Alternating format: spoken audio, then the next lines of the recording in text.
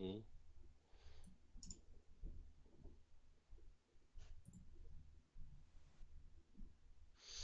All right, Blazor fans, we're back. I'm joined by Egil Hansen, and Eagle's got a unit testing framework for Blazor that we're gonna check out on the stream today. So hopefully Skype plays along well. If you guys notice any odd behavior in the stream or the audio or video, please let us know in the chat room right away so we can fix it. But I think everything is up and working good. Eagle's joining me on Skype, and he's in video and audio and on live share. So we're going to tinker around in a project. I think what we're going to do is just do the file new project and maybe test a couple of the built-in components. Does that sound good? Yeah, that sounds fine. That sounds fine. The project I have, I actually have quite a few examples that are based on the standard component that comes with the starter project you sort of get when you do a file new project with Blazor. But if you, I actually managed to the other day I managed to create a new template that is published to NuGet that you can install. If you go to the Getting Started page on the testing library, there's a link for that there, and that should basically help us create a testing project. I was sort of inspired yesterday of the day before when I watched a Twitch stream from Fritz, where he was also trying out my library, and it's I can highly recommend watching somebody else use your work and seeing him trying to pass through my instructions and almost getting it right, and then stumbling because I actually made a mistake in the documentation was exhilarating and also horrifying at the same time. So yeah, whenever you build something, watch somebody else use it. It's very humbling. But it was he managed to get through, I think, okay. So but we will get a bit bit deeper into this today, I think. We do the same thing at Telerik when we see people use our tools and the feedback they give from their experience. If they tell us that the getting started experience isn't working for them, stuff like that, I mean, that's priceless feedback. So watching somebody else use your code is quite the experience. Yeah. It was pretty fun, actually. He at least said he was quite happy with the experience on Twitter. Replied to my tweet about his adventures there, but what I really wanted to have him try out was sort of the cool thing I have, I think, in the library, which is sort of a semantic HTML comparison library I've built previously, which enables us to do some interesting things and have much more stable test when we are comparing HTML output. But if you open up your browser and go to the GitHub page, I think that's going to be the easiest way. You probably need to open up a terminal as well, a console, to install that template. Let's see. I have my oh, there we go. It likes to open stuff off screen where it doesn't belong. So NuGet.org, and we're gonna look for what's the package name? It's called, what's it called? It's called Blazor Components Testing Library Template. So yeah, it's a mouthful. I tried actually getting the Blazor testing library, but apparently I think Blazor, any package that starts with Blazor is reserved by somebody, probably Microsoft. So yeah, anything Blazor dot is reserved. You have to put something in the namespace before it, or it doesn't work. I'm not getting this for some reason. No. Try through GitHub. If you go to github.org, I can't remember actually. github.com/Egil, and then you will find my yeah.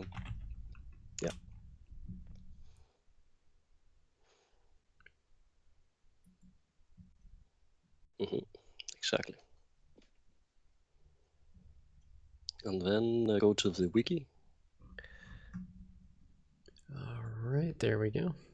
Oh, yeah, and then. And I'm going to share this in chat if anybody wants to follow along or wants a link to that. There it is. Go to getting started. So there you have it. Creating a new Blazor project, that section, and there's the template installer. So let's grab that. So while you do that, I can just talk a bit about testing the fundamentals of testing Blazor components. That's one of the things I've have in that section. And I saw you did a stream earlier today about in general unit testing. I think you had a XUnit code kata going, which are always fun. But the thing about testing Blazor components is that we can't just new them up ourselves. We can't just say new my component and then new it up and then try to do some work with the properties, and because you don't get any output. Blazor components are rendered, so we have to pass we have to use a renderer to get the component we want to test, the component under test, through its regular lifecycle. And the test renderer I have in this library allows us to pass in regular parameters, event handlers, cascading values, all the usual stuff we want to pass into components. And then what it returns to us is not an instance of the component, but rather an abstraction we have around the concept of a rendered component, or if we're just rendering some fragments, or we don't particularly care about what the type of component is, just a rendered fragment. And the rendered fragments or rendered components abstraction we get back allows us to interrogate the rendered markup we have, and we can query the markup through CSS syntax. We can also get the instance of the component through that. So that's sort of I'm trying to paint with my hands, but basically we have some bunch of input we want to set into our component on one side, which are the parameters and maybe services as well. And then on the other side, we want to get the instance of the component, and we want to get the markup that the component generates during its life cycle, so that we can assert against that and verify that everything is okay. The -o my component tests, that's just the name of the project you're creating, so you can call it whatever you want. So I dropped down one level and I put it in the same solution, so we can put them side by side if we want to see them running. That's what I usually do. I have both projects in the same solution, and just like when you do regular types of unit test, you have a production code project, and then you have a production or a test code project, and the test code project have a dependency on the production code project. So yeah, that's basically what I've been talking about there. So if you are going to use my library, read that short introduction. It's like a 5-minute read, but then you should have a much better experience going into it, because there are some concepts there we need to understand. If you can zoom in a bit on that diagram there, I can actually show you what I've been talking about before. You can just zoom in on the browser. Oh yeah, well, that's even better. Oh, perfect. So we under the hood, we have a test context, or the Razor test context, that allows us to render components of a T component type, like the type of component. And then what we get out of that on the other end is either a rendered fragment or a rendered component. But we'll talk more about that when we have an actual thing that we've rendered and want to assert against. So I'm going to keep that open off that tab. So the next decision we need to make is, do we want to do C#-based testing? And for anybody who's been playing around with Steve Sanderson's testing prototype, that's basically what he's doing. He has C#-based testing where you declare your components, you render them, and you assert and verify and do all the stuff you want in a C# file. So it's very close to what you are getting when you are doing just your unit testing you did earlier today. I have some two experimental versions as well, a Razor-based testing where you have a mix of C# and Blazor, where you can define the component under test and any fragments you want to use in your test in a Razor file, and then using the code blocks we have in Razor files, we sort of write our C# code to assert against the rendered components there. Snapshot testing is also an experimental feature. It's just where you can say this is the input and this is the expected output, and the library will render whatever you have in the input, and it'll render what you have in the output, and it'll compare the two using a semantic comparison, HTML comparison. So I think since you did some regular unit testing earlier today, let's start with the C# based, and we can go to we can sort of compare. We can do the same test in Razor based testing afterwards. Do I need the command line anymore? No, I think you're fine. You just need to add your project to the Visual Studio.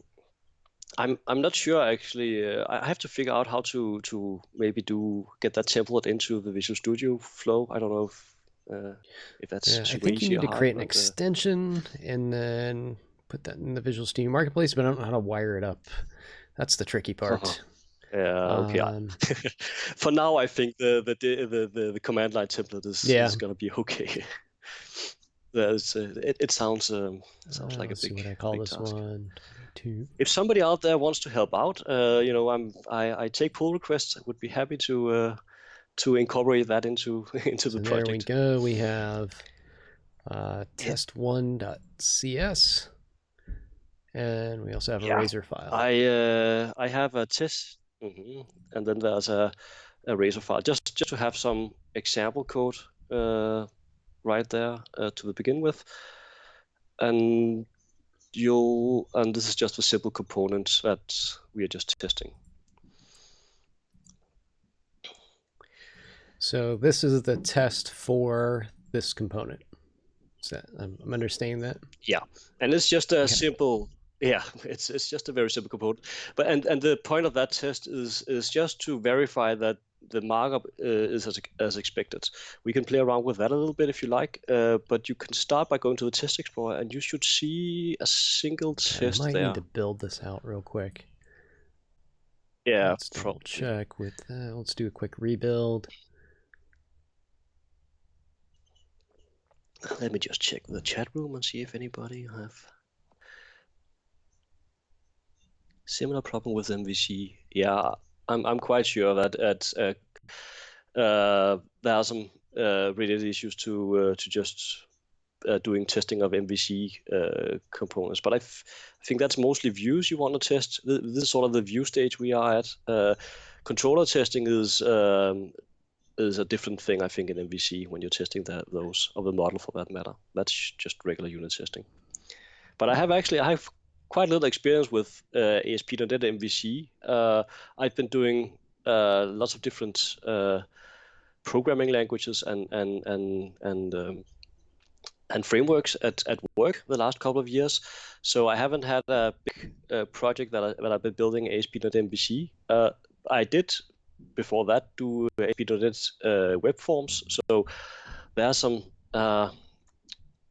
experiences that are very relatable with the Blazor component. So my CPU is coming to a full grind. Let me see if I can toggle anything to make this go a little faster. And the unit test did not show up. It did a full build. Wonder. Let me try to run and see if it does anything. Run all tests.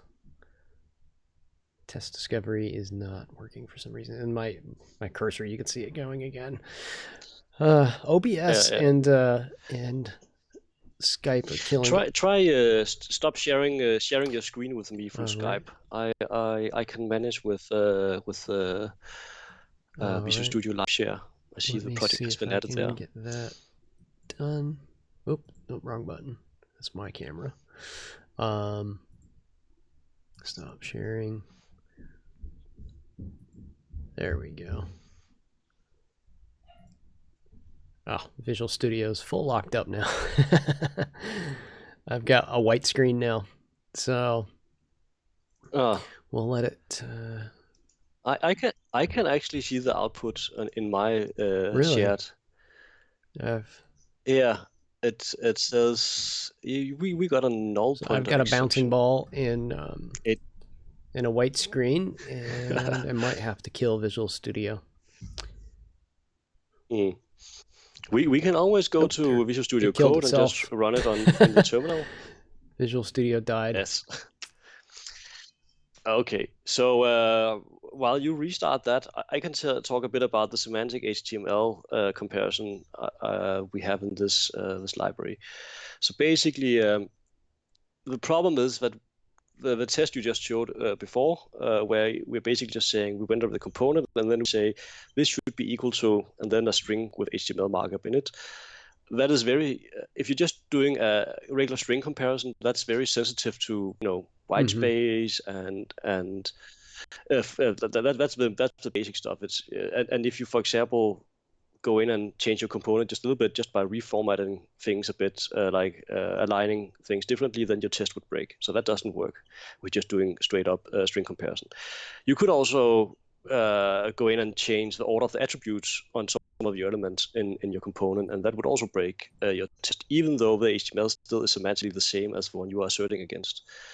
You could also, let me just get my own notes here so I can actually remember all the things I have. I can just put that in the chat room for people to read along. So I wrote a bit about that on my wiki.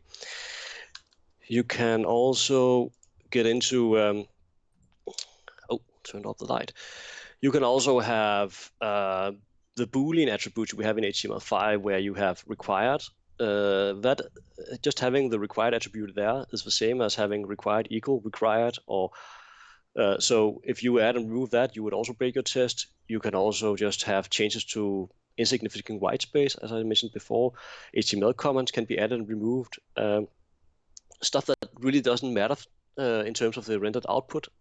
And the semantic diffing library I have sort of doesn't care about those stuff. So it'll just ignore those changes and still say you have the things are still equal and not producing diffs for you. So that makes it possible for us to write tests that are more, I guess, where you're more certain that things aren't changing as expected. The examples, that's sort of the basic examples we have especially when we're doing C# based testing, is where we, for example, say, well, I expect this element to change after I click this button, and you just you search for that element using a CSS selector, and then you sort of verify that the content is now changed to something else. But that testing strategy works in some cases, but you could end up with a situation where that button actually changes something else, and you wouldn't catch that in your test. So if you want to be sort of certain that changes are only the changes you expect and nothing else, then you need to do a complete diff of the whole rendered HTML output, and not just going in and selecting specific things to assert so against. I've got my component test showing up finally. My system is pegged at 100%, so things are going to be a little laggy still. Was live share, did it come back for you automatically, or do I need to add you again? I can see, no, the specific, no, I don't have, I can try that URL you sent before. Let's see if I can find it again. So I tried live share and live share exploded. Okay, great. So if you share your screen again on Skype, I can, we can try that. Yeah, live share has died a horrible death. So that's. Well, we are living on the edge with the preview version, so I mean, we might be at fault. That's the second time now that live share has failed me on. I guess I wasn't streaming last time, but it's the second time it hasn't.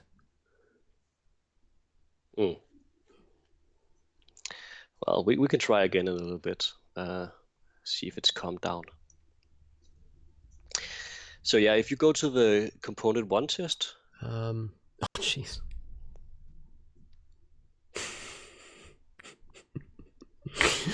Oh boy. This is not indicative of your test framework or anything, folks. This is either my machine or something with Visual Studio, or a combination of the two. Visual Studio just rebooted itself again. My CPU and GPU are pegged at 100%. So I don't know what it's doing.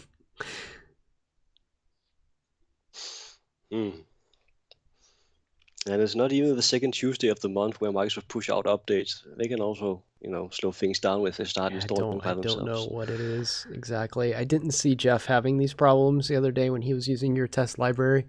So I'm assuming it is a... I don't think it's that, but we can always try from the console if we want to make sure. We might have to do that if this doesn't behave itself soon. It's a slideshow here. It's barely functioning. Yeah, Oh my. Sometimes these live streams don't go as planned. I think that's part of the attraction. It's kind of like NASCAR. Not everybody there is to see the race. Yes, yeah, they're there to see the crashes, right? No. I actually think it's great that you and Fritz and the other live coders are doing what you're doing. It's the whole notion of the 10 times programmer, 10x programmer is sort of, I think it can be perpetuated a bit by seeing these great guys standing up at conferences and just live coding, obviously something that they've planned and done many times before, but you can sort of fall into the trap of thinking they're so much greater than me at coding, and so it's nice to see guys with your stature and great success at like professional success, just sitting there and just doing regular live coding, and you can see that it looks a bit like what I'm doing when I'm stumbling around and trying to figure something out. It doesn't all come out perfect the first time.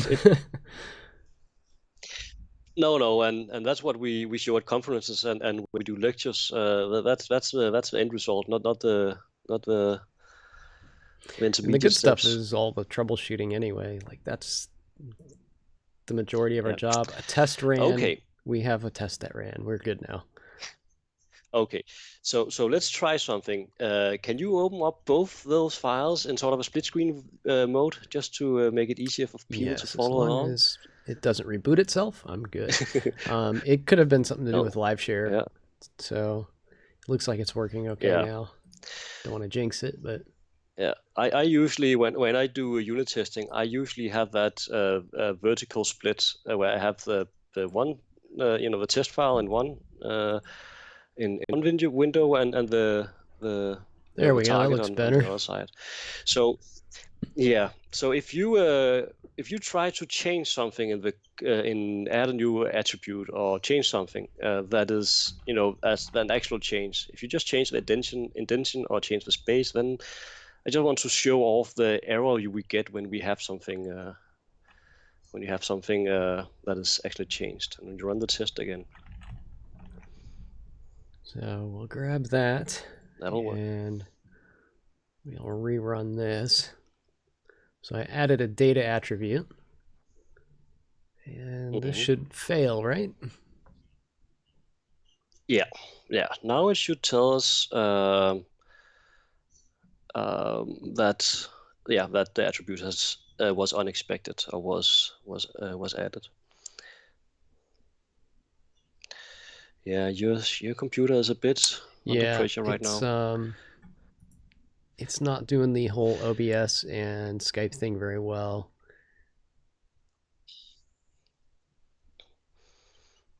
You'll have to have somebody sponsor you a big giant streaming rig so you can do this multiple streams at a time. For some reason, something called Desktop Window Manager is eating just resources for lunch. So I guess that is probably the thing that is trying to run my GPU and my CPU at the same time with video. This dual graphics card setup that the Surface Book has is notoriously just bad. So we failed. Okay, so if you go view the test results, let's have a look at the test results just to see what, if you click on it, actually go down there. and expand it. Expansion. I think you have to go all the way. Yeah. You can change the nesting you have. So if you scroll down a bit there, it'll start by saying we have a comparison failure, and if you go a little bit up again, it says there was one error found, and the attribute was not expected. Yeah. Yes, and then we have the expected HTML, and then we have the actual HTML pre-printed. But then you can sort of see that, quite clearly see what has changed. But if you remove that attribute again and just rearrange, for example, remove all the indentation, we shouldn't get an error. Or if you add some extra line breaks, stuff like that. Or add something like that. And you can see even the indentation is a bit messed up in the unit test. Usually I have that line up a little bit prettier, but I think it's because you have two spaces per tab, I guess, and I have 4, so that's why it's moved a bit. But that's fine. It makes sense when you're streaming. You want as much space as possible. So as soon as the test runs, we should get an OK now. And so this is sort of the value of a semantic comparison. It's not as sensitive as a straight up string comparison, and that should be method. It'll have that. It'll do a comparison like that. Okay, so that's just a very simple test. Should we test one of the components that are in the other project? So if we wanted to say test our counter component. Sure. So that's actually a good option because it has a few things going on. It has an on-click event handler, which does something. So we would want to trigger that. And so I'm making an assumption here that I need to reference the parent project here. Absolutely. Yeah. That you always do when you want to have a separate test project and a production code project. And I think it's quite common to have that set up when you're doing C# at least, because you don't want to package your tests up with your production code and send them onto production or onto NuGet or wherever you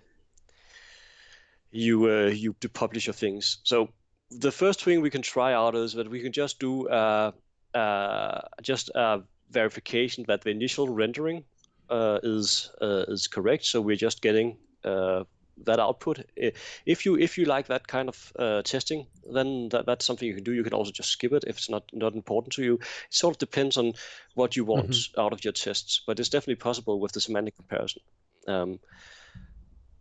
So I can So if we wanted to add we'd add a new class, right? Yeah, just a straight up class, yeah.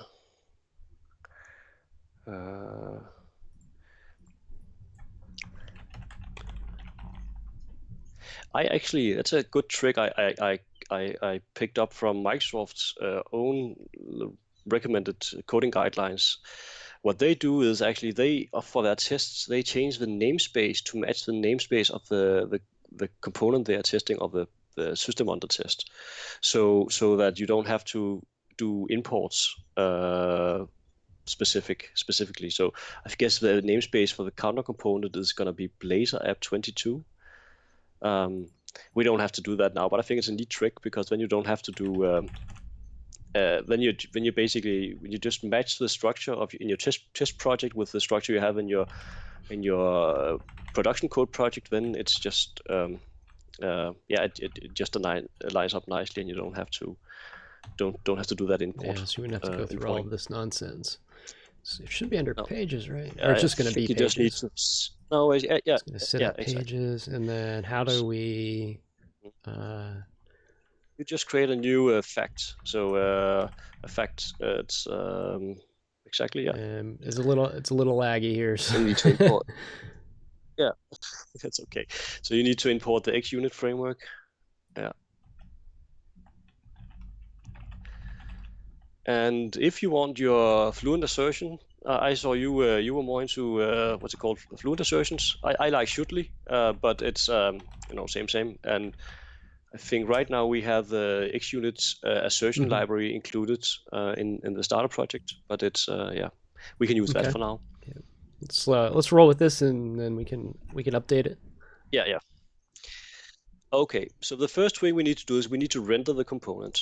So, well, actually, I'll want you to go and have a look at the website again, and going to exactly that page, and just scrolling down a bit. We are at creating a new test class. You just scroll past that one. Up a bit. Sorry. Up a bit. Up.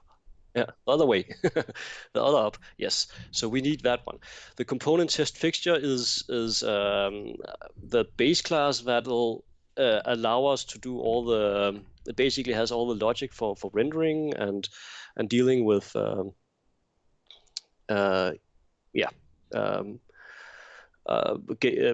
dealing with all the disposing and cleaning up of the diffing and the rendering after the test is done. So now I use the notation COT, like cut, as short for component under test. CUT. Yeah, sorry. So that's if you are into XUnit parlor, that's usually we talk about system under test, SUT. So this is, I think it makes sense to change it a bit up. But now you write render component, which is the method we are going to use, and the generic you give it is going to be the counter. So just type counter.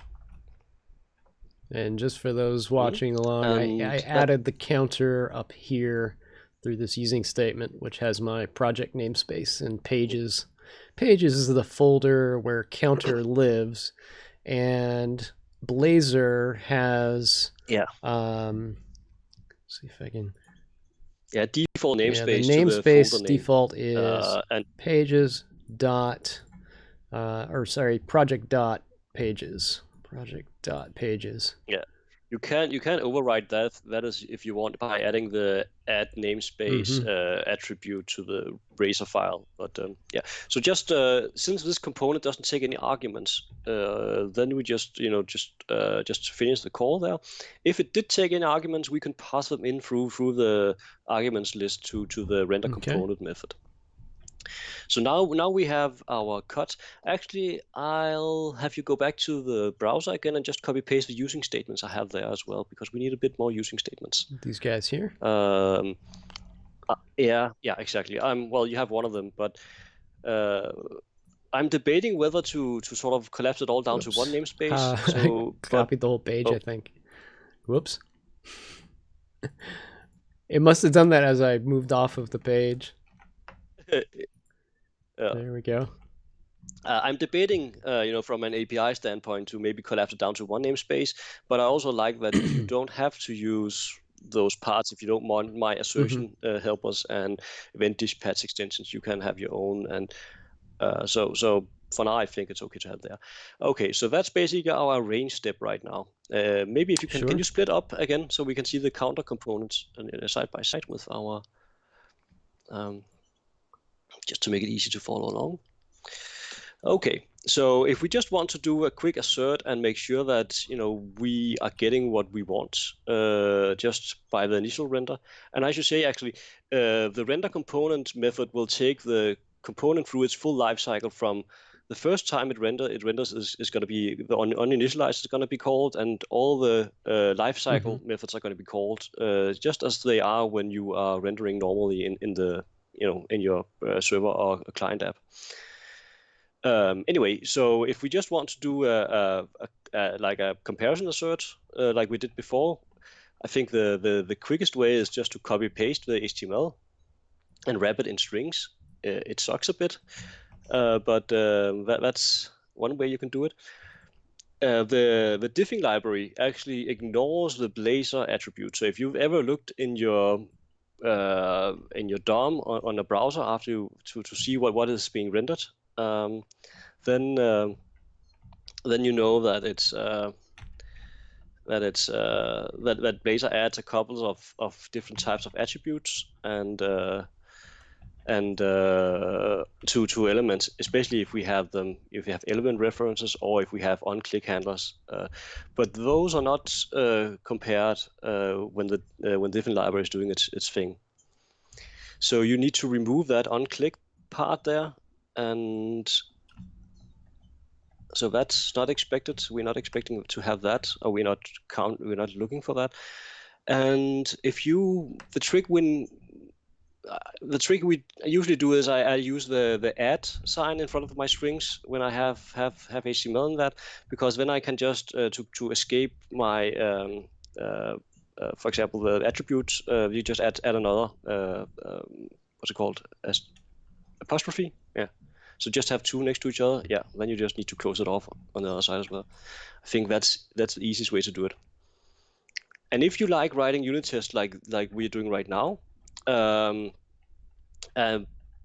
have to do a lot of what we're doing right now, copy pasting HTML around into C# files, which is basically which is one of the biggest downsides of this method of testing erasure components, then I can recommend an extension for Visual Studio called SmartPaste, I think, which allows you to paste where it basically does all the escaping for you. Nice. That you just have to do.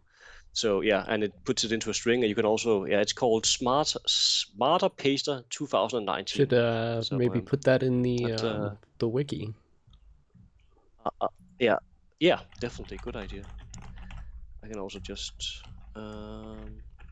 2000. I can just send a link on the chat. If I can find my tabs. This one. It has a bunch of different copy options. Yeah. Okay. Anyway, if we go, if you want to install that plugin, we can do that, but I think it'll require a restart of Visual Studio, so we might not tempt fate here. We'll have to do that at another time. Yeah. It's also okay, we just can stick with this example for now, and then we can go back and do a different kind of assertion for the next test. Because what I would usually think would be okay is that if you have a component that has a small life cycle, in this case we have a component where it has initial value, like where the count is 0, and then after we click the button, then the count, yeah, you would have to change that to 0 as well. Then the count will go to 1, and then we can just, we don't have to, we would not have to actually repeat that whole copy pasting of HTML in. We can just instead say what are the differences now, and there should only be one difference. It should be the text that has changed, and that's going to make the assertion much easier. So if you have one test that just verifies the initial output, and then you have a test afterwards that just look for the changes you are expecting, then you don't need to repeat this for every test you have. Anyway, now we have some expected value. Now we can just say CUT should be, and then you just pass in the string, and that should be it. So and yeah, run them all.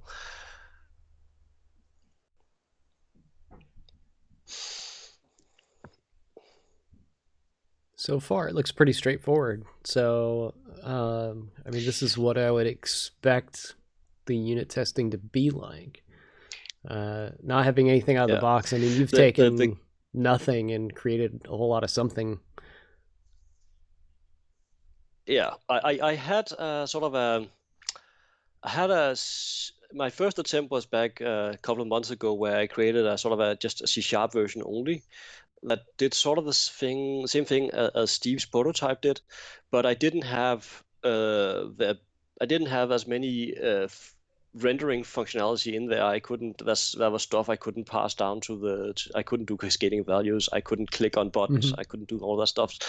And then he released this prototype, and he had that quite brilliant pattern, I think, nested in there, where he hooks into.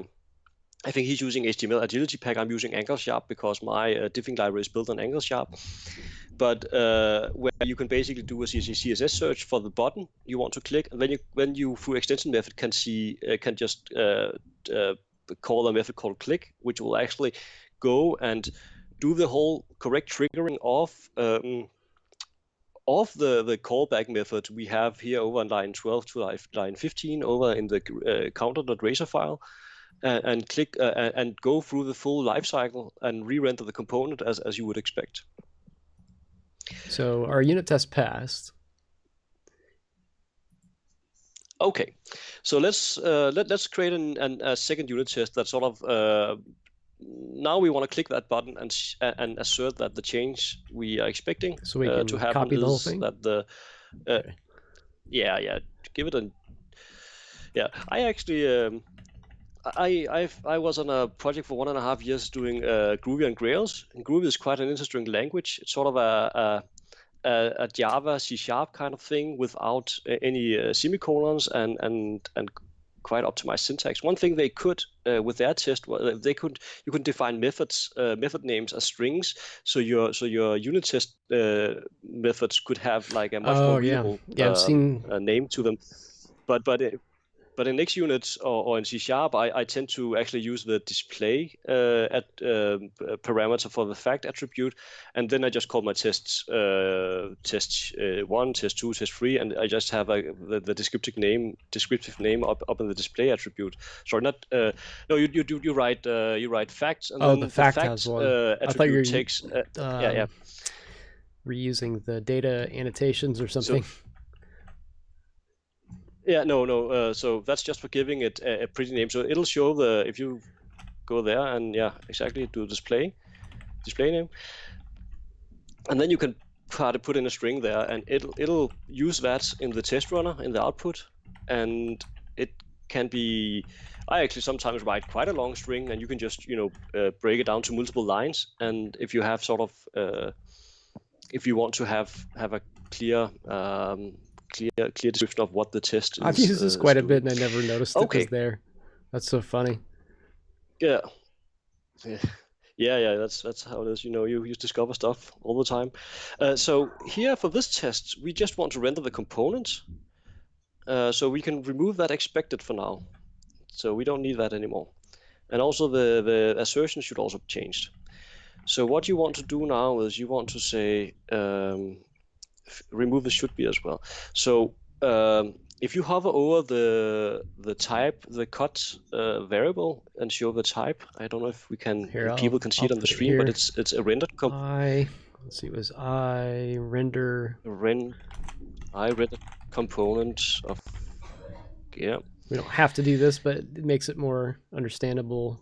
Yeah. Oh, you have to give it the generic for the count as well. And you can also, if you jump back to the page you have open in your browser, we can actually look a bit at what methods are available on that one. So we're going to use one of those now. Your second tab you have open at the top. And I'm leaning in to try to zoom in, but it doesn't work. So we have our rendered component down at the bottom right corner. It inherits from rendered fragment. So if you go up to that, actually, that's what we are just interested in right now. And you can see it has a find method that takes a CSS selector and returns an I element. An I element is angle sharp thing, which basically represents an element on the page. Angle sharp is quite neat. It's a full, complete API compatible, 100% API compatible implementation of the HTML5 DOM API. So everything you can do with that element you get back is the same that you would be able to do when you did a query selector all from your Chrome console and found an element, and you could sort of, all the methods you are used to having in your Chrome, in your JavaScript will also be available there. Yeah, and there's a find all, which and not surprisingly returns a collection of I elements. Dare I say? Yeah. jQuery. Exactly. Yeah. So you can always call the get nodes method, what you see down a few lines down. That'll just return the HTML DOM nodes that represents the rendered markup. If you call get markup, you just get the rendered markup and as a string. So if you call get nodes, you can call you get an node list, and on that you can call query selector all or query selector like you can in the browser in your regular JavaScript APIs. The find and find all something that Steve has in his prototype, and something that people are very familiar with from jQuery, as you just hinted. Anyway, let's go in and try to find our button using the find method. So we'll do cut find all or find because we're going to find one, right?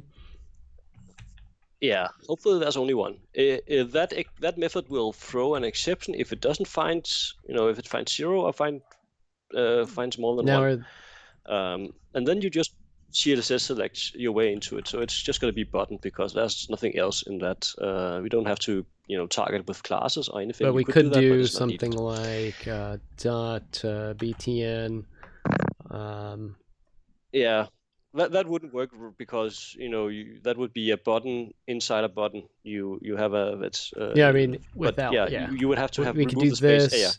This. Would just have to be something that would uniquely select whatever if we had element multiple you're buttons and we wanted we could do btn-primary like that as well, correct? Okay, good. Cool. Yeah, that should be fine. But that's also we can get back to that. But right now we're sort of doing, it's very much, I think, unit testing. But if we were testing, for example, the index page that is in the sample project we get when we do Find New Blazor project, then that's sort of more like a integration kind of testing scenario, because you are testing multiple. I actually can't remember if the index page has any nested component inside it, but if it had, it would be sort of more like integration testing. But I think these tests are more simple and more easy to work with. So, but again, it's different. It depends on what you have, what your needs are. You can actually do sort of classic end-to-end type of testing with this framework, because it's just a matter of where you start your test, what level you test at, and what kind of assertions you want to do. Anyway, now that we have the button, you can actually, instead of you get an I element out of that, you could assign that to a variable, but just say dot click. Exactly. So click is an extension method, and if you can read the text there or zoom into that if you hover the mouse over it, I think it should tell you. So Oops. Yeah, it says raising the. If I do this right, there we go. Raising the freeze. Yeah. Okay. So it says raises the onClick event on element, passing the provided properties to the event handler via. And then there's a mouse event arcs option. So what you can do, you can see this click method actually takes quite a bit of named properties. So if you are wanting to click your button and if the event handler you have in your component actually are interested in these these kind of things. If you're using if the people have a control key down, for example, then you could pass that in to the click method. The method takes it has two overloads. It has this overload we're looking at right now, where basically all the individual pieces of event arc is split out, but there's also a way just to pass in if you want to create your own mouse event arc be better to do in some cases, then you could do that. So, but anyway, we just need to click it, so that's fine. The click will the private void increment count method we have from lines 12 to 15. It'll re-render the the counter component, and when we get back from the click, then the counter component is re-rendered and the increment is done. And now we can use one of the other methods we have on our rendered component, or actually it's on the rendered fragment. So if you jump back, or you can just talk about it here, we can there's a get changes since first render method, which basically returns a a list of diffs, and diffs is sort of a concept from the English sharp diffing element. Diffing. But so you could sort of look at that list you get and say, well, I only expect that to be 1, and I only expect that the one diff that is in there is a change to a text node, and you can sort of there's a lot those diffs have information about which element exactly it is and where that element is located in the DOM tree and what the changes are. But to make it a bit easier, I have some extension methods. So there's one should have single change. Just whoops. Sorry, I'm getting used to my zoom tool again. If we zoom in and click, there we go. So we've got a couple test methods hanging off of it, and there's some built-in ones like I like to call them convenience methods. Yeah. Exactly. And I definitely think that there would be maybe some point to adding more of those, especially that's also what I wrote on Twitter when I just published the beta 2 of this library. Anybody who has some scenarios that are hard to test, let me know, because usually we can fix that through neat extension methods like this one. So we would call single change or single text change? Test. Yeah, because we're just expecting a single text change. And I'm actually quite that extension method when I was creating a test for this this exact component. So I usually like to put that, move the dot down to the next line, just wrap it around. Yeah, so it's something like that. And then that method, it takes the text change we are expecting. So the expected change would be current count colon 2. I'm just showing what we've got available here. We've got a string or a nullable string. What is user message? So user message is something I generally add to all my extension methods for using for unit testing, and it's there so you can add a custom error message or user message that is going to be displayed in the error output if there is an error when you are if the assertion fails. So if you have a lot of should have single text change, then it can be hard to maybe locate the right one, and then you sometimes want to add a custom user message. Most of the time it's not needed. I'm just going to put this here. I don't normally write the variable names out, but just so people can see what's going on. So we should have a single change of, and then it's only going to give us the value. So we'd have, whoops. Yeah, we want to have it say current count colon, and then it's going to be 1, I think. So it's actually going to be full string, if I remember correctly, because it sort of deals with the complete string. I've got an error up here still. I believe. Oh yeah. Oh, that's not gonna. Yeah, no, sorry. You have to switch them around. Yeah. There we go, just so it's not throwing crazy errors at us. So is this string correct or no? Okay. I believe so, yeah. Current count, well, you can always make it. Actually, I think I heard you talk about having tests fail first before, like earlier on your stream. Let's throw it at 0. And I always have my tests. Right now we have a complete, and I know kind of what we want to write, but it's super easy sometimes to actually write a test that'll never fail. So that's why you have the red-green refactor cycle. You want to be sure to have seen your test fail at some point, or before you make it go green. Otherwise, you can get into false positives. There's a joke there somewhere. Yeah. Okay, so we are expecting our second, and then we can see what the output looks like when it does fail. We'll mess with that message box or message parameter too, just so we can show the difference. Yeah, I actually published the. When I published my library to NuGet, I also published the source code there as well. So if you want to debug into for example, into the click method, you should be able to do that. I don't know if you have to actually go into Visual Studio and set up some, debug library code as well. But it's I hope that more libraries start using that, because it makes it so much easier to learn how a library works, how it works by if just by trying something out and start debugging and stepping into the source code.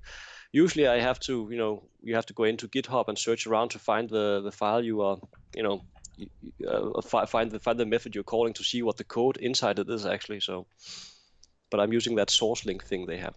So our method can render counter and increment by 1 is expected HTML is current count, nan undefined. That's just our placeholder to make it fail on purpose, and it should have actually been count equals 1, which is correct. So we need to go back and correct that in a minute. So if I set that message property, it will show here. No, So it'll. I can't actually remember if it will be replacing that HTML comparison failed or not. But we can try it out. I think you are missing an S in that message. Oops. Message. No, user in. Oh, no, I see. I gotcha. Yeah. All right. Now it's heavy. Yeah. Excuse me for 1 sec.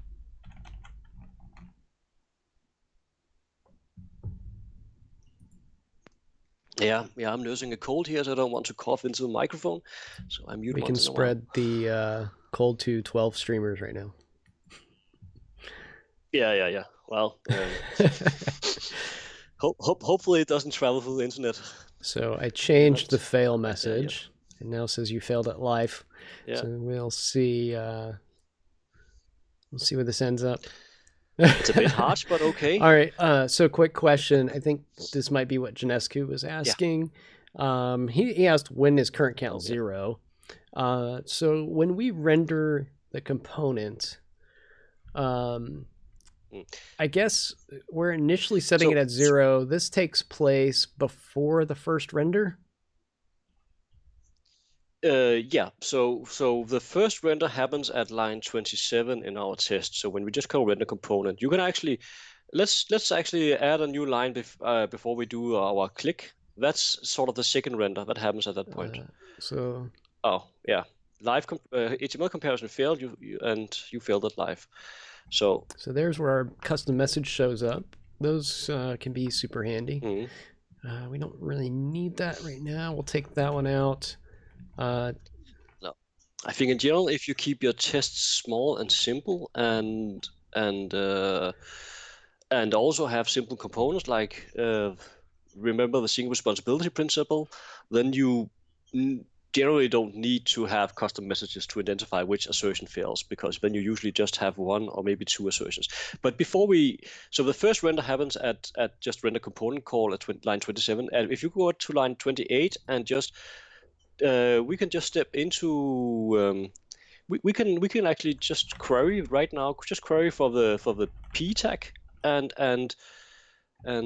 find that, and we can do a quick assert right there. You can just do and then you just now you have an HTML element, so you can let's just actually stick to HTML syntax. HTML API, or DOM API. So just say just .inner text. That's the one we have from HTML. Or I guess text. I think it's called text content. Sorry, I can't remember my HTML5 DOM APIs by heart, but I think something like text content. Yeah. So I'll just give us the and it's a property actually. So you can if you start the line by writing assert, we don't have shouldly or any fluent assertion installed, so we have to go to the beginning of the line and just say assert.equal. Yeah. And I think XUnit wants the expected thing to be first, so you actually have to change it around, but no matter. And that should be current count 0. So the thing is here, this is you have to have a colon as well, current count colon, and I think it's a lowercase count c. So this is just a string comparison. So because the p tag we see on the right side of the screen at line 5, it doesn't have any white space before and after it, this assertion will go through. But if you add a new line in before, for example, there, yeah, exactly, then the assertion will fire just a space. And the HTML related to the screen with user sees in the browser is not going to be different, but the assertion will fail. Anyway, just leave it as it were before, so we can just, and maybe you should actually debug into that so people can see the text content, for example. Debug in which? I don't know if that makes sense. In here? Yeah. Yeah. Well, it's I don't know if it's if you want to, but we can also just run the test, and the test should pass right there. So I hope that answers Junesco's question. That the count is 0 at the point before we click the button, and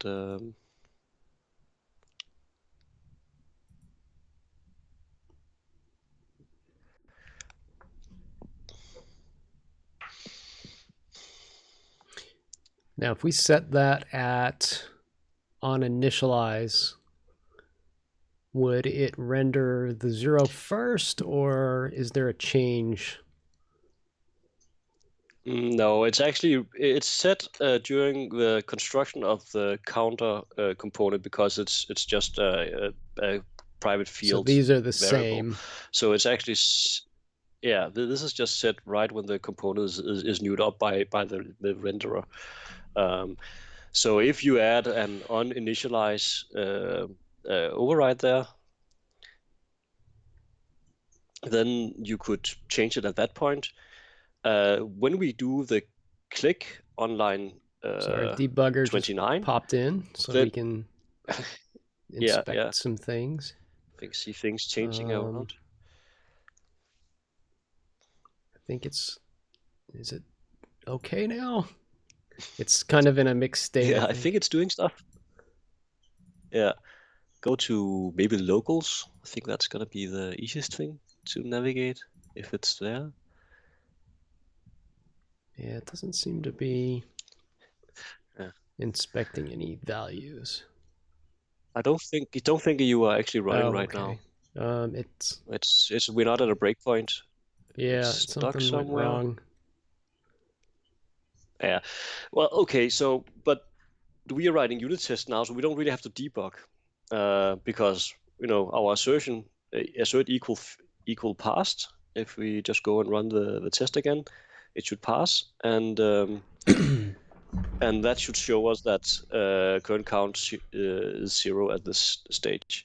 But yeah, so the point is that the test framework sort of respects and tries to emulate, or it should. That's definitely the goal, that it should emulate what the real renderer does when you are rendering in the browser.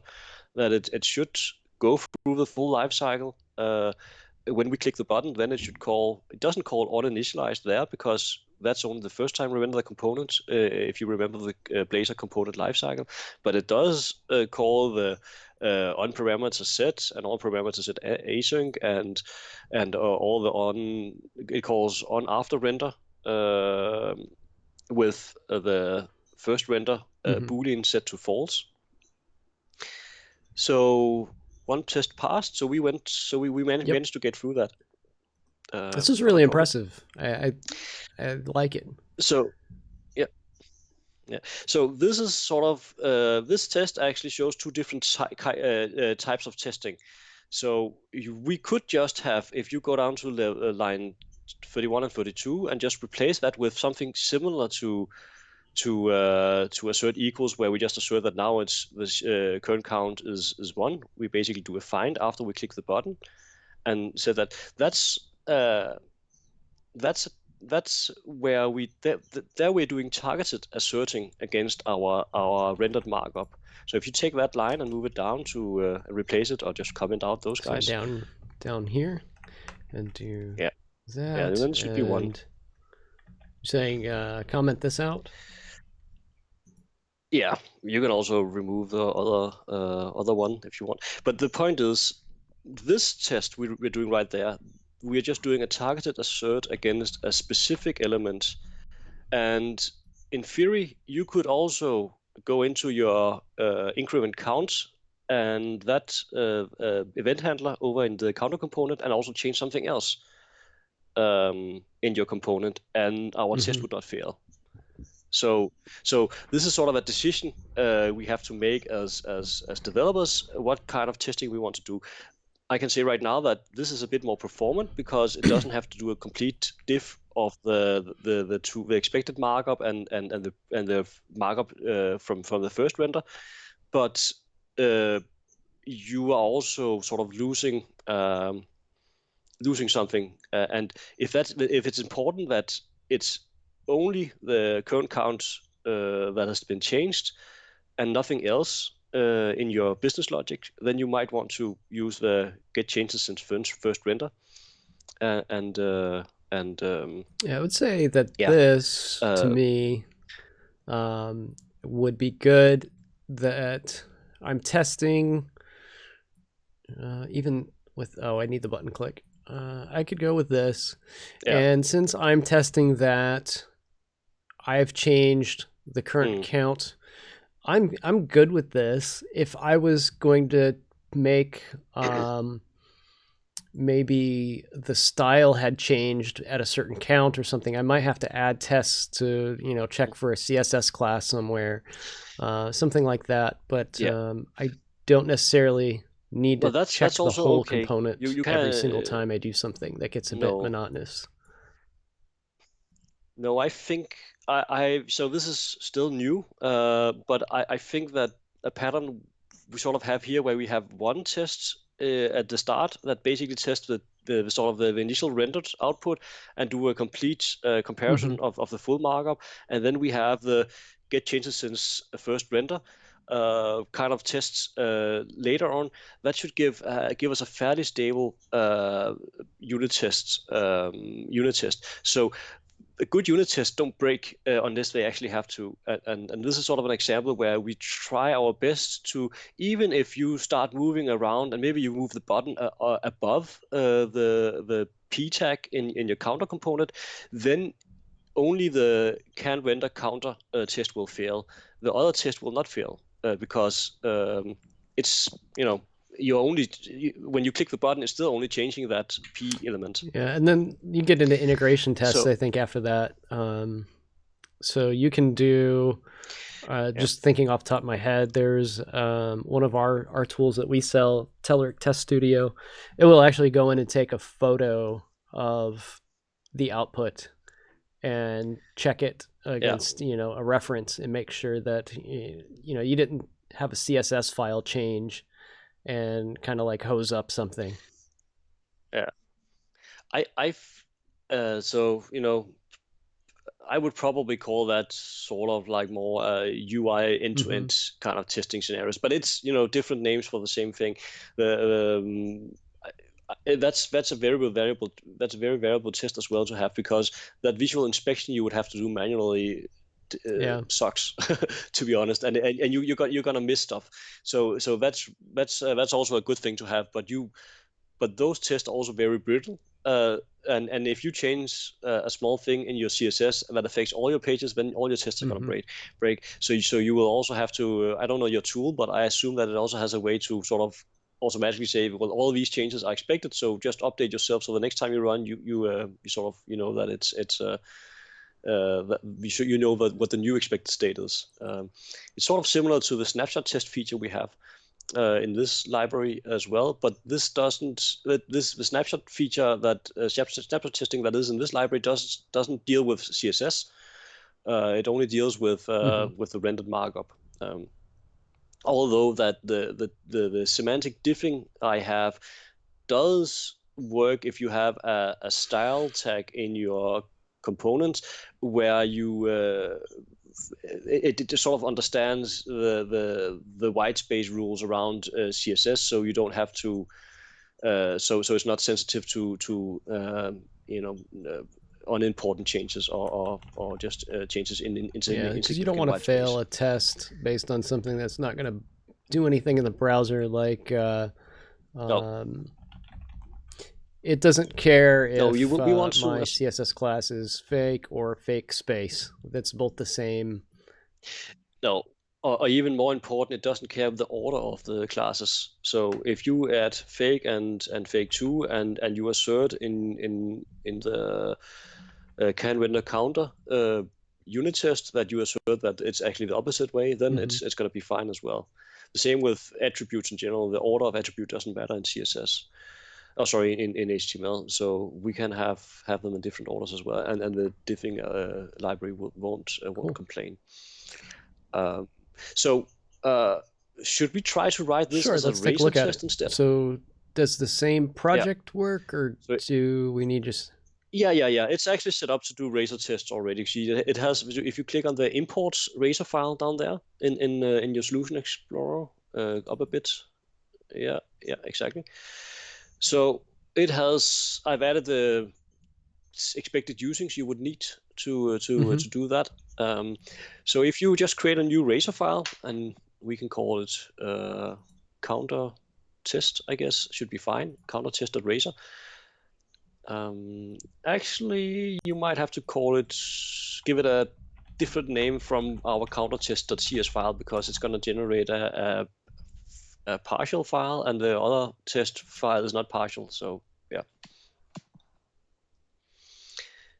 What I also think we would see when the syntax sort of when I maybe take the razor type of testing out of experimental phase, would be that we would probably see testing libraries or testing projects where you have a mix of the two, because it's definitely easier to pass certain types of arguments to a component under test if you just declare directly in razor files. Okay, so if you go to Chrome, and let's just go to this getting started for razor testing.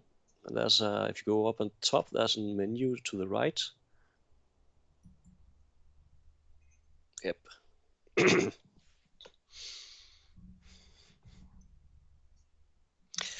So that is basically if you copy paste that part there, this small example, we already have that imports set up. So for razor file, right, yeah. So for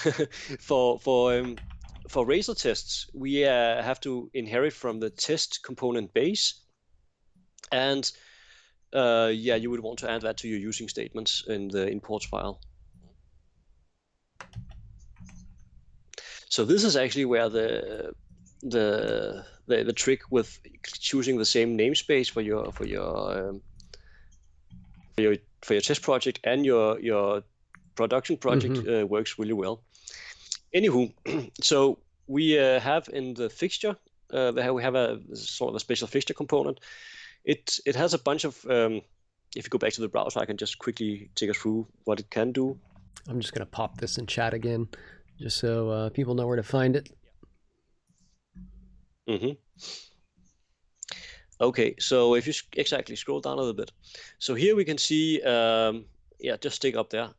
So the fixture component, it has three parameters: a setup parameter, which takes a methods as input, and then it has a test parameter, which just takes a single method as input, and then it has a test, which takes an array of test delegates, and it works this way. When the fixture element is rendered, it'll actually trigger the testing, and it'll first call the setup method and pass in a razor test context, where we, for example, can add our services we want to pass to our in this case my component, or in our case the counter component, if we have any services that it depends on, like IJsRuntime, for example. And then it'll call any method that is assigned to the test parameter, and then it'll after that call any method assigned to the test parameter in that order they are defined in the array. And So the idea is that you can actually sort of test, have individual methods that test a specific part of the lifecycle. When you are in a test method and you ask the context to give you the component on the test, you will get the same component on the test and same instance every time you ask for it within a single fixture. So that's something you can do where we can, if you go back now to our test, we can first create a simple, the first test could be a test where we just verify the initial state, and then we can have a secondary test that verifies the state after sorry, I lost my train of thought. After we click the button. Yeah. So what we also want, because that whole copy pasting of HTML you did into C# was not a good experience. So instead we can use the fragments sub child element to our fixture. So if you go up into fixture and underneath component under test, you create a fragment component there. It's a fragment is just something we can get access to in our test. We don't have to give it. We can give it IDs if we have more than one. Then we need to give it IDs so we can choose one. But if we only have one, we could just use that. So now that is where we would put our initial expected value. So if you basically just copy paste what you have in the counter component and put it into that. And obviously we need to clean it up a bit, remove all this. Exactly. Got it. And the current count as well. And and now we can go into our test1 method, and we can name those anything we want. But it's just and here you can. I would tend to give it a name that sort of, because we will see that in the stack trace if the test fails. So you have to update also. You're getting the squigglies up at the test parameter up for at the top of the fixture. Yeah, exactly. Okay, so in here so basically the arrange step is already done for us. We've been able to do that in Razor syntax, which is much nicer, especially if we have a lot of parameters to pass to our counter component, or if we have cascading values or something like that. So now we want to get our component under test. So instead of saying, you can still type var cut. That's a good, I think, thing to stick with. And then you just do context, because now we're sort of in a Razor test context. So it has a get component under test. If you care about the actual type of component, then you can use the generic version and say it's a counter component I'm expecting. If you're not gonna be, accessing the properties and stuff, the properties, but this counter component doesn't have any properties, or if you're not going to re-render, because then you can just, but it's just if you pick one and you have multiple tests, use the same one every time. And now we want to get our expected HTML out of the fragment we have. So we say you can just do var expected equals context, and say get fragment. You see that's a couple of steps down, and then that's, if you don't pass any ID to it, it'll take the first fragment we have, and since we only have one, that's perfectly fine. Is that complaining, or is it just not? Oh, okay, it's fine. It's just because it's a Razor file, so it takes a minute to compile. It's compiling in the background. So now we have our cut and our expected. So it's similar to the first test we wrote in the previous C# based test. Now you can just do cut should be and then expected. So I think that is sort of a selling point for me for doing Razor based tests, because it's much easier for you to define your components under test and your fragments. And the problem can be if you end up having a bunch of test methods and you maybe have a bunch of fragments, then the distance between your test code and your arrangement of the fixture can be, that can be some. It can become a long file, I think. So it's not for everybody. But this is also the way Fritz went in his stream. Went to the Razor test, and it is a nice experience. one downside right now, and it's something I have a plan to fix or improve on, is that the XUnit test runner, it only sees there is sort of a test a fact unit test inside the test component base class we're inheriting from. So it's the one that it's seeing, and it's the one that's triggering when it's running, and that is the one that is sort of going through and finding all the fixture components in the Razor file and then executing them one at a time. So the downside is that you will only see one test. If you expand that down in the test runner right now, it's running. So we will only see one test right now, even if you add multiple fixtures and it's just going to call Razor test. It passed, but it'll only show one down there. So even if you have multiple fixtures in the in your Razor test file, then it'll only in here show that show up in Razor test. Yeah, just be the one.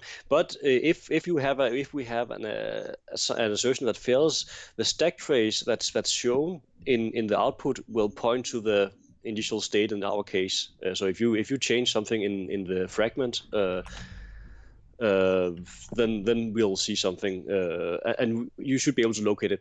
The solution is for me to, if anybody out there on the stream or watching later on YouTube or Twitch want to help out with this, but the solution is to, in XUnit, you can build custom test runners, and I need a custom test runner that basically understands the Razor types of tests, and then you will be able to, I hope we will be able to sort of have that experience like we have with just our regular unit test in C# code, where you can go in and say, I only want to run this fixture, and you can see them individually listed in the output. So yeah, we have our error message. If you scroll down, all the way down, then you can see that it was in the actually highlighted red two lines down there. Yeah, that one. That's actually where our code, line 23 in our initial state method that caused the failure. So it is able to, we are able to find the right spot, but we don't get a super nice experience right now. But it's definitely something that is fixable, but it's not the first thing I think I want to work on. What's nice is you have options here. But you don't have to necessarily write every single test in this format. You could say, something that's HTML heavy, I could put in here, and then I could break down my button clicks and just checking counts and things into another test and mix and match. Yeah, definitely. So we could try to add our another test to sort of see, but that test would be very quite I think almost exactly the same as the one we have in our counter test file for checking that the count has been changed. So that would be the same. Actually, that would be the same, because we could add another fragment and actually have the current count :1 in there and just pull that out. That's also an option if you don't want to have a string element. Just doing the should have single text change. So that's also an option. So this sort of gives us different ways to go about it. So I'm gonna go ahead and say that we're running low on time. I can hear. I think we've got our holiday visitors showing up above my head. My office is in the basement of the house, so I can hear quite a ruckus upstairs. It's either reindeer or in-laws. So what are you hoping for? Reindeer? Probably the latter, but yeah. No, it's also getting close to my bedtime here in Iceland. But yeah, I if I can leave our viewers with one message, it's just, I would really appreciate if you go try it out and especially see if there's things that doesn't work.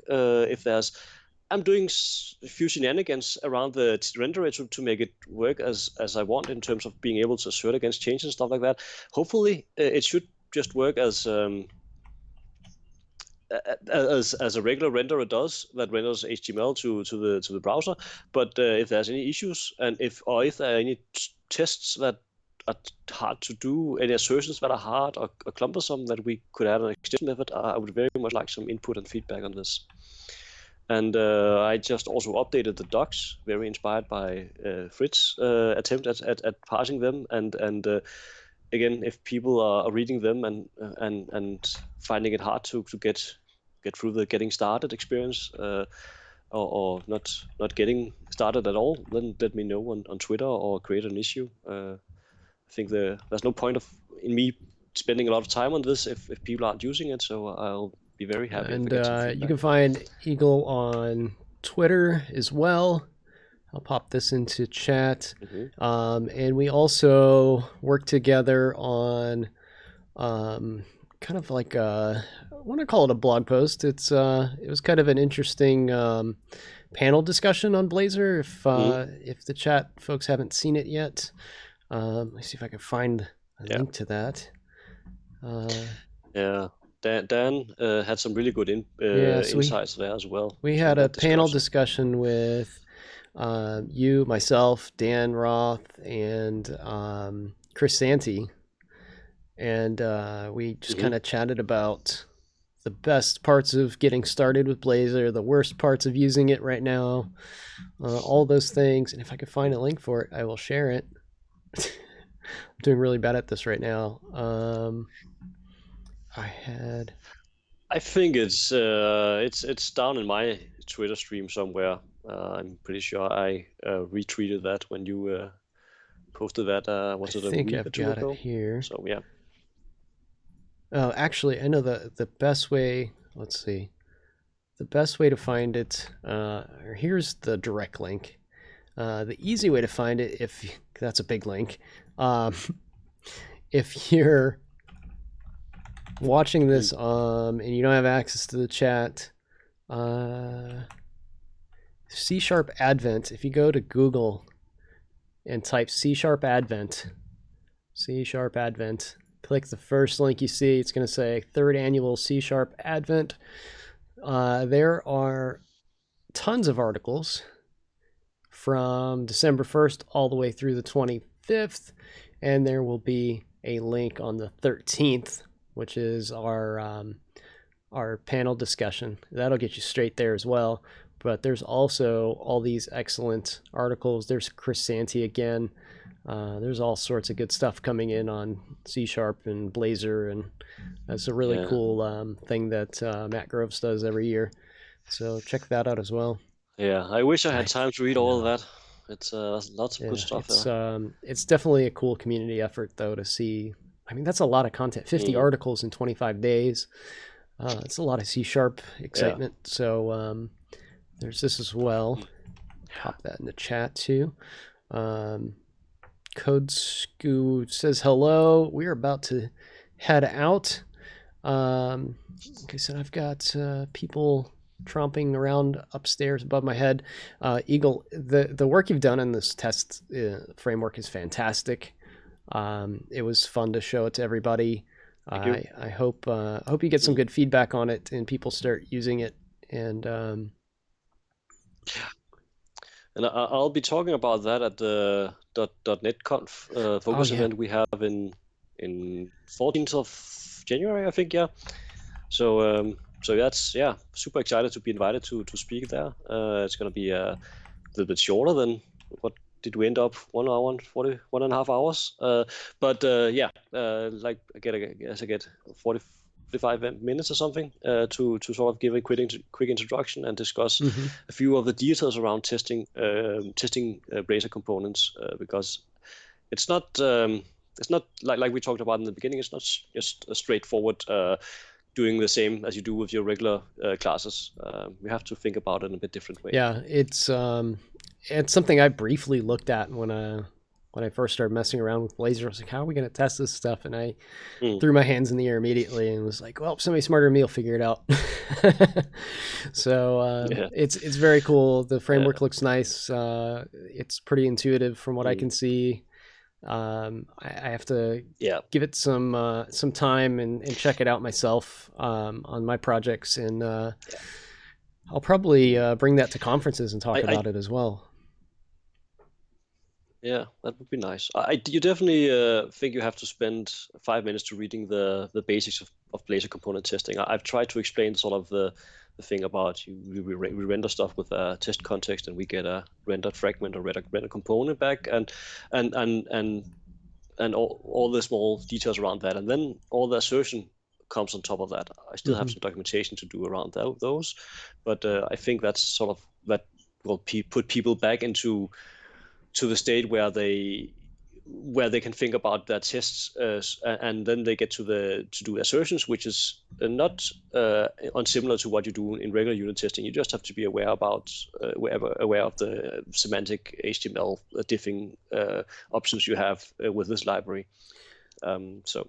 And the angle sharp diffing library is actually just you can use that in other scenarios. If you have not Blazor test, but you have other types of UI test you're doing, then you can definitely use that as well. So I'm going to say thanks again. Stick around for just a moment as we close out the stream, just so we can have a quick chat after.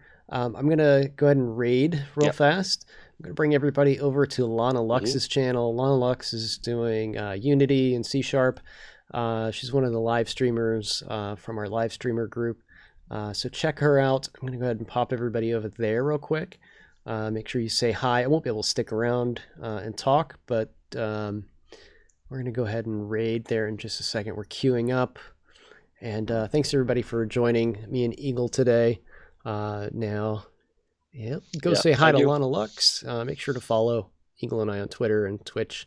And we'll see you after the holidays. Follow me on Twitter for announcements when the next show will be. It'll probably be second week of the new year. So take care and happy holidays, everybody. Say hi to Lana. Yeah.